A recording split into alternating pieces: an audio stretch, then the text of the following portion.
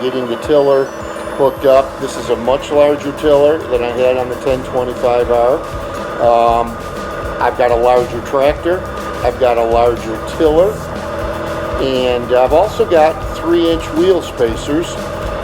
So the rear wheels stick out quite a bit beyond the tractor. So what I'm doing is making a bunch of excuses for what you're about to see, and it's nothing but carelessness, it's nothing but being too much in a hurry, and you know, when you do this kind of thing, well, it ain't pretty. And here we go. Yeah, isn't that nice? Good Lord, what a mess.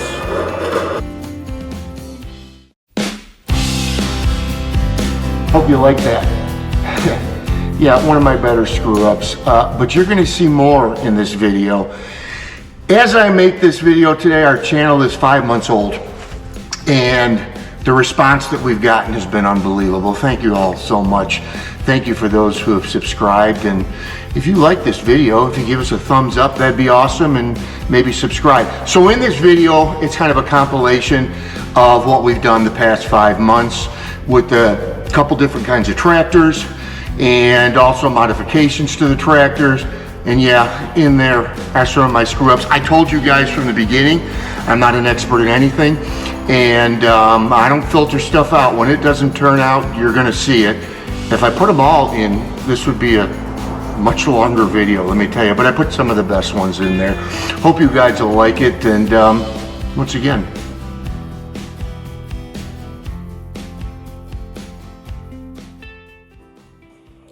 so this is from our very first video, and back then you'll see we had the 1025R and the X350, and we were kind of introducing our channel and setting expectations as far as what you guys could expect to see, and explaining how we wanted to keep our channel as diverse as possible, projects around the property, and doing jobs for other people. And I got to tell you, from this moment on, it's just been an awful lot of fun. And we're so happy that you guys have been along with us.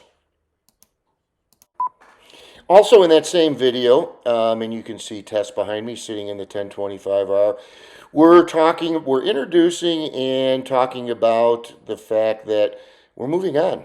We're getting a different tractor, and you guys all saw that a little later on. And then also, in the video, we took you to the site that was going to be our future pole barn, and this was an awful lot of fun. At this point, we've basically just got the area staked, hadn't even started clearing yet. But shortly thereafter, the pole barn construction actually begun, and we took you step by step through the pole barn. We were so blessed to have an absolutely awesome crew. One guy was nicer than the next, very diligent, and just great craftsmen here. They're digging the initial posts, and then they quickly moved on to framing. The pole barn took about 2 weeks to complete. It was not, as you see in some of the Amish constructions, where they've got a whole army of guys all over the place. This was just 2 or 3 guys for most of it. Here they're setting the trusses. And then later on, matter of fact, right now you're seeing where they are compacting the surface, and that's the owner of the construction company there. He's just a great guy, and that's one of his workers there. Here, they're pouring the back apron. Notice the shed to the left, because that's going to come into play for what you're going to see as my very first and quite expensive screw-up. Yeah, I had to take the shed down. This was the first bit of concrete that was getting laid. And after it was all in, I don't know, a few days later, I decided I was going to take this shed down. And as I was lifting up the concrete, part of it came down and smashed into our brand new apron. And you can see how it's cracked there. That was a very expensive screw up, I don't mind telling you. Originally, they thought they were going to be able to cut it right at the expansion joint, just beyond it, and that's what they're doing here. But then we later found out that we had a lot of hairline cracks that were going throughout the entire apron, and even they wasted an awful lot of time cutting this expansion joint, we soon found out that, yeah, we were going to have them redo the entire apron. So that's what they did. You can see here they're putting the brush finish on it. They replaced the entire pad. And, what are you going to do? The shed, if you noticed, was only a couple feet, from this here. Now I'm trying to make excuses. And when I flipped over the concrete pad, lost control of center, came up and just brushed that corner, and the concrete was new and raw enough that messed it up.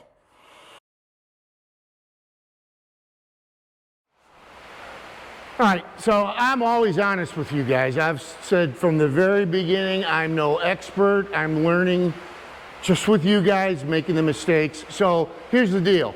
The duct tape on the inside of the wheel well doesn't work. Okay. So here's a pretty good one. I'm trying to put the same PTO cover that we have on the back of the tractor, on the three-point hitch area, on the mid-mount. And I'm greasing it up and thinking I'm so smart for protecting it, and yeah.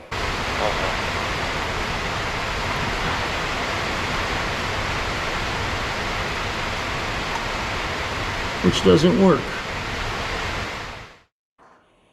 So this was a fun day. This is when the 2038R arrived. 2023 2038R coming from the dealership, and I guess this is just an awfully exciting day for any tractor owner, whether it's your first tractor or your fifth. When you see that truck pull in the driveway, you know that new adventures are going to begin. And then we introduced you guys to the 2038R and went through some of the features and why we did what we did. Then we went through kind of a comprehensive look at the tractor, the differences between the 2038 and the 1025R. And again, just trying to explain why we upgraded. And then we got to work, did some work around the property. Now, this was late fall, so most of our work for others had been done. I did want to get the garden tilled, and I was super impressed just after one pass. What a great job it did. Of course, I did a few passes on it, and you could see how it's bringing up all that black earth and, getting it ready for spring. Of course, in the spring, I'll retill and, just having fun with it. Then we took you on a journey as we upgraded the 1025R.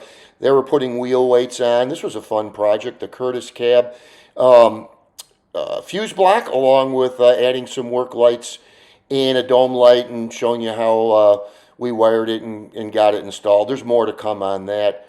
One of our most popular videos was Rim Guard. We had such a great technician who took me and you guys through the inner workings of how they do this and the various benefits. I just absolutely love Rim Guard. And then in interest of keeping things safe, here's me adding 3-inch wheel spacers to each side of the tractor. It was also a fun project and gave us a wider squat on the tractor in our endeavor to, make the tractor safer, which is, something that we all strive to do with rear ballast and a larger squat. And right along those lines with utility, adding some bucket hooks on the front of the tractor. That was just not long ago. And going through with you guys on doing that upgrade. And then a very recent video we just did was cutting grooves in the R4 tires to improve the performance in snow and ice. To date, our most popular video, which is really kind of astounding to us, is that when we introduced the X350, my lawn tractor, and the John Deere sweeper, and we took you guys on a little jaunt around the property as we cleaned up some leaves, and then kind of took you on a tour of the X350, some of the operational functions and some of the specs as we went around the property as well. And then you got to see firsthand just how effective this John Deere / Agrifab sweeper really is. That was a really fun video. Well, I hope you guys liked that. Maybe made you laugh a little bit. But more importantly, we got to be together doing some stuff. Thank you so much. God bless you all. And thanks for watching Tractors in Life.